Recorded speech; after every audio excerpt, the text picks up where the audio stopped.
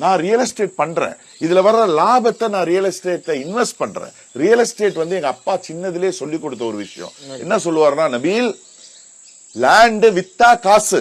சொல்லுங்க பார்க்கலாம். லேண்ட் வித்தா காசு, விக்கலனா கொள்ள காசு. விக்கலன்னா கொள்ள காசு.